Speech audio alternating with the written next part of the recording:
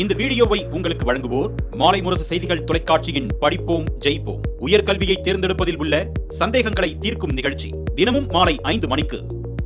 வணக்கம். மாலை முரசு செய்திகளை விரிவாக பார்ப்பதற்கு முன் முதலில் தற்போதைய நேரத்திற்கான தலைப்புச் செய்திகளை பார்க்கலாம்.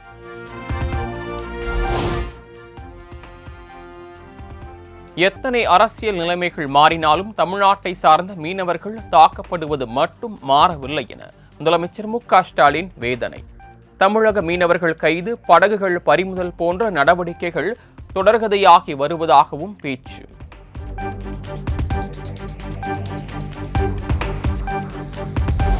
கச்சத்தீவை மத்திய அரசு மீட்க கோரி தீர்மானம். சட்டப்பேரவையில் முன்மொழிந்தார் முதலமைச்சர் மு.க.ஸ்டாலின்.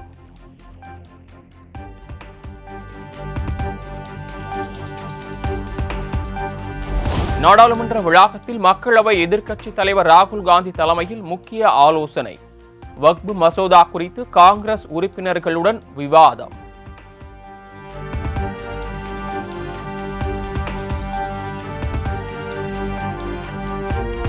தமிழகத்திற்கு வருகை தரும் பிரதமர் நரேந்திர மோடியை சந்திக்க நேரம் கேட்டு முதலமைச்சர் மு.க.ஸ்டாலின் கடிதம். தொகுதி மறுசீரமைப்பு குறித்த கூட்டு நடவடிக்கை குழு கூட்டத்தின் தீர்மானங்களை நேரில் வழங்க திட்டம்.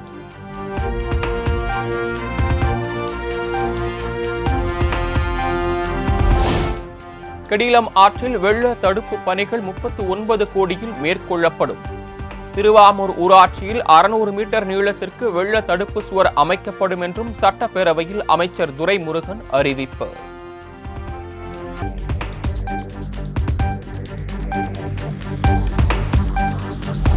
மதுரவாயில் சென்னை துறைமுகம் உயர்மட்ட சாலை பணிகளை விரைந்து முடிக்க வேண்டி கொங்கு ஈஸ்வரன் சார்பில் சட்டப்பேரவையில் கவன ஈர்ப்பு தீர்மானம். 2026ஆம் ஆண்டுக்குள் திட்டம் முடிக்கப்படும் என அமைச்சர் ஏவா வேலு திட்டவட்டம். 2020க்குள்ள ஒப்பந்தம் இருக்கிறது. அவளுக்கு ஒப்பந்த காலம் என்பது 26 வரைக்கும் இருக்குது. இது 3 ஆண்டு காலம். ஆனால் அது முடிவதற்கு தொடர்ந்து மாநில அரசாங்கம் முழு ஒத்துழைப்பு செய்து அந்த பாலத்தை விரைவாக அதை கட்டுப்படுத்துவதற்கு மாநில நெடுஞ்சாலைத்தில் முழு ஒத்துழைப்பு.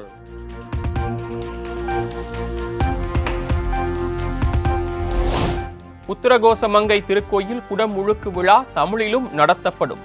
11 பெண்கள் உட்பட 100க்கும் மேற்பட்ட ஓதுவார்கள் விழாவை நடத்தி வைப்பார்கள் என்றும் சட்டப்பேரவையில் அமைச்சர் சேகர் பாபு திட்டவட்டம். இந்த 3 திருக்கோயில்களிலும் அன்னை தமிழிலும் இந்த திருக்கோயிலுடைய குடமுழுக்கு நடத்தப்படும். அதோடு மட்டுமல்லாமல் 100க்கும் மேற்பட்ட ஓதுவார்கள் இந்த குடமுழுக்கிலே ஓதுவார்கள்.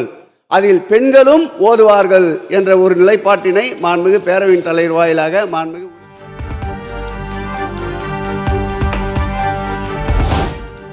திமுக கரைவேட்டியை கட்டிக்கொண்டு பொட்டு வைக்காதீர்கள். திமுக எம்பி ஆர் ராசா பேச்சால் புதிய சர்ச்சை. சொன்னாலும் அப்படிப்பட்ட கனவு மீது நமக்கு ஒன்றும் கோவம் இல்லை, வச்சுங்க நான் சொல்றேன். ஆனால் நீங்களும் பொட்டு வச்சு சங்கியும் பொட்டு வச்சு நீங்களும் கயிறு கட்டி சங்கியும் கயிறு கட்டினா எவன் சங்கி எவன் ஆண் கிட்டது. எனவே தான் சொல்றேன், சாமி கும்பிடுங்க. உங்களோட தாயாருக்கோ அப்பாவும் புகுது வச்சு தான் வச்சிங்க.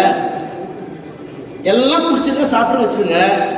திமுக வேட்டை கட்ட உட்பட அரசு முடியும்.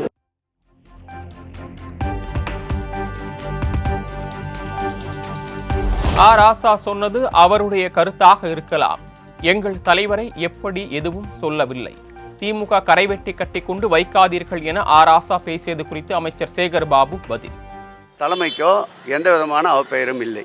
கரைவேட்டி கட்டியவர்கள் முட்டெல்லாம் வைக்கக்கூடாதுன்னு சொல்லிட்டு உங்க கொள்கை பரப்பு செயலாளர் ஆர் ராசா பேசியிருக்காரு. ஏற்புடைய அது அவரோட கருத்தாரெல்லாம் எங்கள் தலைவர் அப்படி எதுவும் சொல்லலை.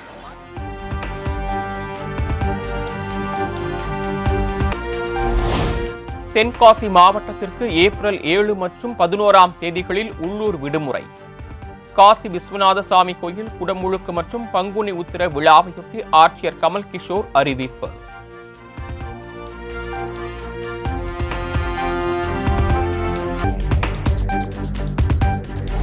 கிருத்திகை தினத்தையொட்டி திருத்தணி முருகன் கோயிலுக்கு வருகை தந்த ஆயிரக்கணக்கான பக்தர்கள். கோயில் பின்பக்க கதவை உடைத்துக் கொண்டு ஏராளமானோர் வெளியேறியதால் தரிசனத்திற்காக காத்திருந்த பக்தர்கள் அவதி.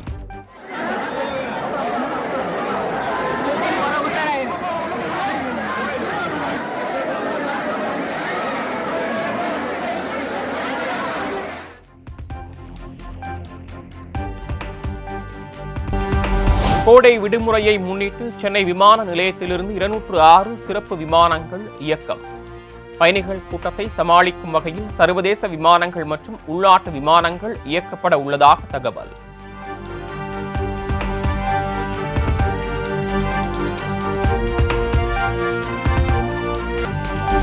பராமரிப்பு பணி காரணமாக பழனி தண்டாயுதபாணி சாமி கோயில் ரோப்கார் சேவை இன்று நிறுத்தம். படிப்பாதை மற்றும் மின் இழுவை ரயில் சேவையை பக்தர்கள் பயன்படுத்திக் கொள்ள அறிவுறுத்தல்.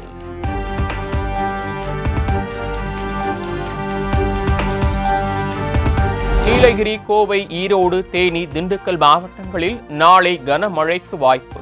15 மாவட்டங்களில் ஏப்ரல் 4 மற்றும் 5 ஆகிய தேதிகளில் கனமழைக்கு வாய்ப்புள்ளதாகவும் வானிலை ஆய்வு மையம் தகவல்.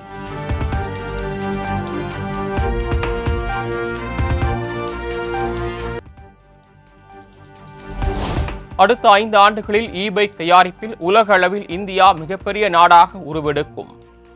மின்சார வாகன உற்பத்தி குறித்து மத்திய சாலை போக்குவரத்து துறை அமைச்சர் நிதின் கட்கரி நம்பிக்கை.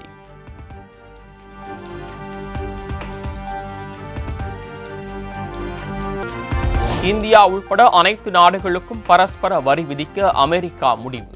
இன்றைய முக்கிய முடிவை அறிவிக்கிறார் அதிபர் டொனால்ட் ட்ரம்ப்.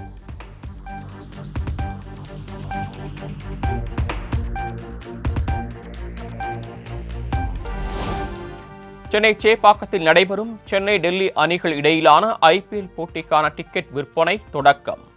ஆன்லைன் டிக்கெட்டை பெறுவதற்காக ஆயிரக்கணக்கான ரசிகர்கள் காத்திருப்பு.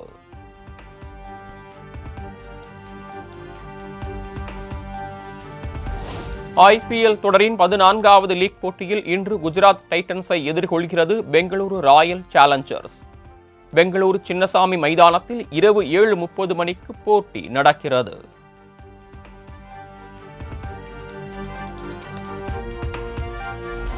தோனி தலைமையிலான இந்திய அணி 50 ஓவர் உலகக்கோப்பையை வென்று 14 ஆண்டுகள் நிறைவு.